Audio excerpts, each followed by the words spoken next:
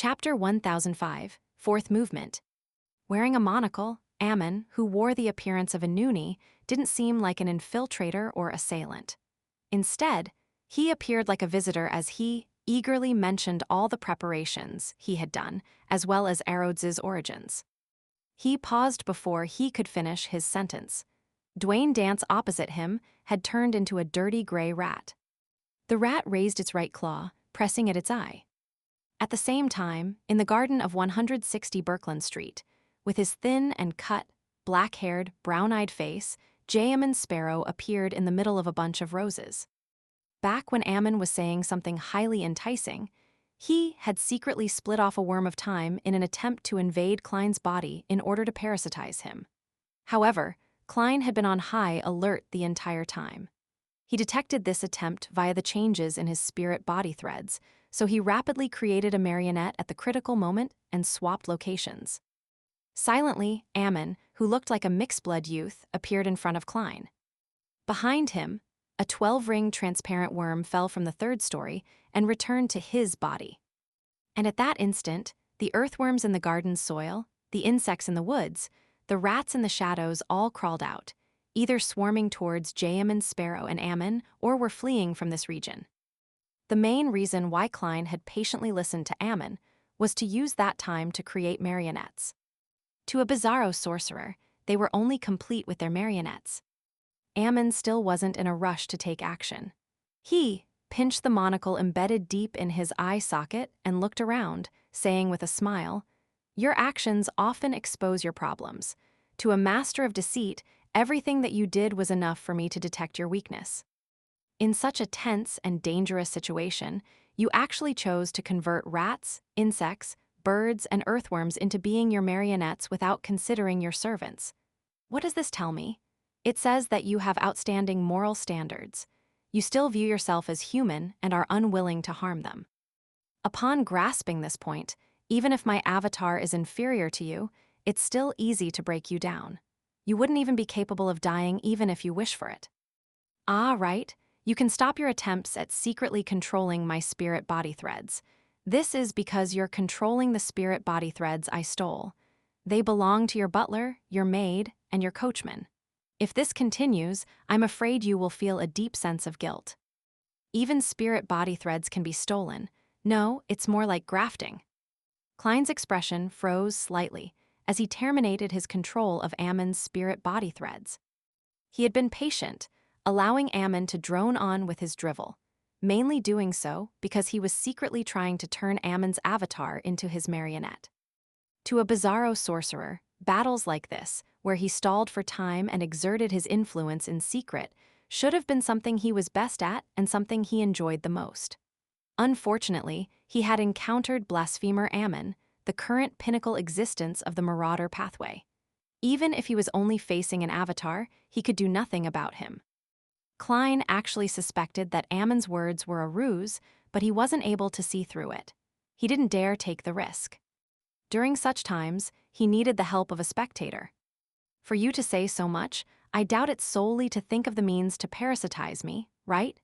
You should know that, before severely injuring me, it's very difficult to parasitize a bizarro sorcerer who can see spirit body threads, Klein calmly said as he wore Ammon Sparrow's face. Ammon immediately chortled. "You've finally noticed it. You're trying to steal my destiny."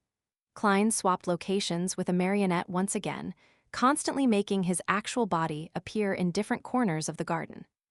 "No," Ammon shook his head, keeping his hands in his pockets while leisurely saying with a smile, "If a magic mirror like Arodes is willing to listen to your instructions and deliberately ingratiate itself towards you, it means that you aren't as simple as I imagined. I'm not a beyonder of the tyrant pathway, so I wouldn't be so rash as to directly steal your destiny. Heh heh, I suddenly have a feeling that directly replacing you would result in something I don't wish to see happening. How did you know Arodes is ingratiating itself? Flora Jacobs' destiny shouldn't have something like that." Klein appeared on a tree. His different marionettes continued changing their locations. Ammon pulled out one hand and pinched his chin and said, "Didn't I say why? I spent time to gather information and seek out the source. Oh, I went to the Church of Steam and had a chat with Arodes. It wasn't too frank, and it was willing to be tortured by me rather than reveal your true origins. Unfortunately, that was inside the Church of Steam. Otherwise, I would have directly parasitized it and learn of everything.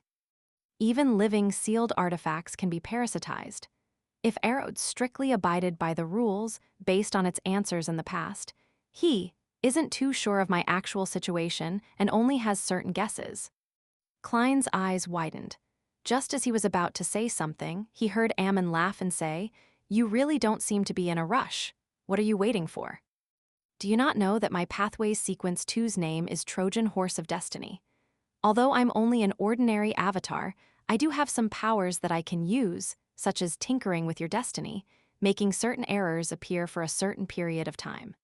For instance, no one will notice it no matter how much you cry for help."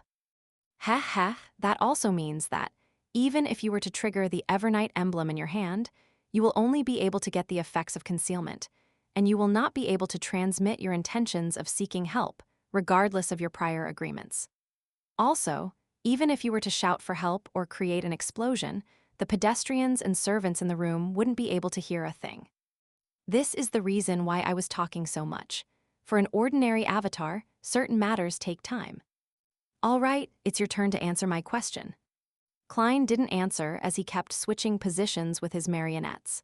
However, Ammon kept appearing in front of him as they continued their conversation. At this moment, he made one of his marionettes ask, "Since you've already completed the controlling of destiny, why aren't you taking action? You also seem to be waiting."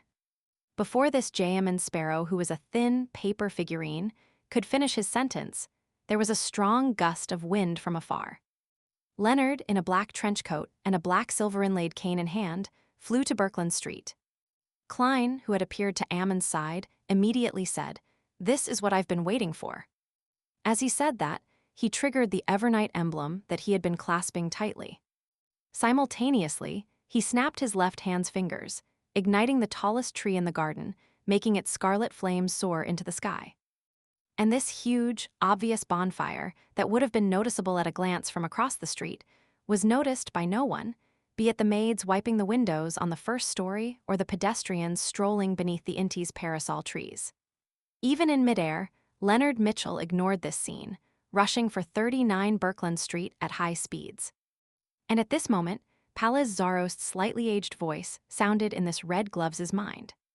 "Turn back, head to Unit 160. Although Leonard was puzzled, his experienced self didn't ask why when it came to supernatural matters. He immediately swung the direction word of the sea pointed and changed directions. In the garden of 160 Berkland Street, Ammon raised his head as he pressed the crystal monocle on his right hand, chuckling. "This is also what I've been waiting for." He ignored Jayaman Sparrow as his smile grew obvious. He continued speaking in irresistible delight to be able to discover the abnormalities of fate in this region. "It's him, Pallas."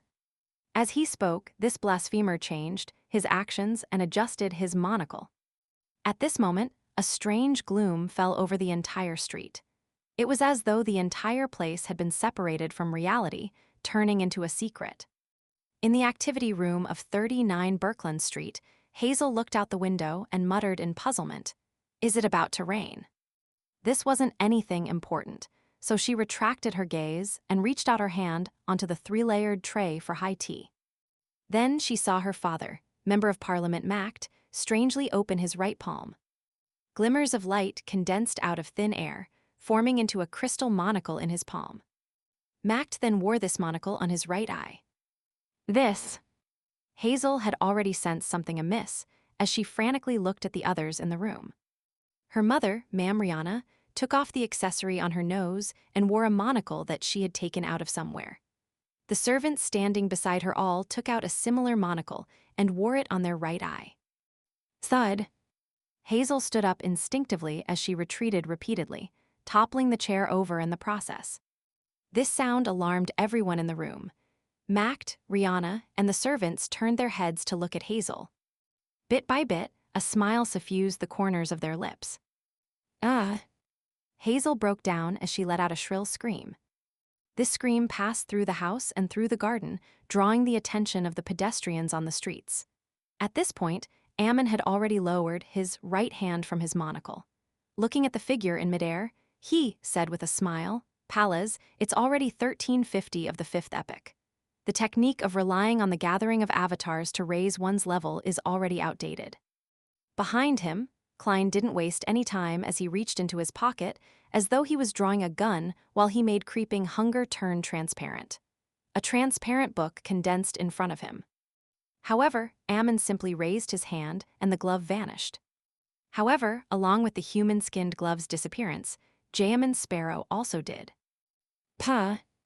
Landing in Ammon's palm wasn't a glove but a rat that had died after becoming a marionette. On the other side of Ammon, Klein, who wasn't wearing a hat but was wearing a shirt and vest, appeared. He then threw out the item he had previously taken out, and he threw it at his target. It was a paper crane.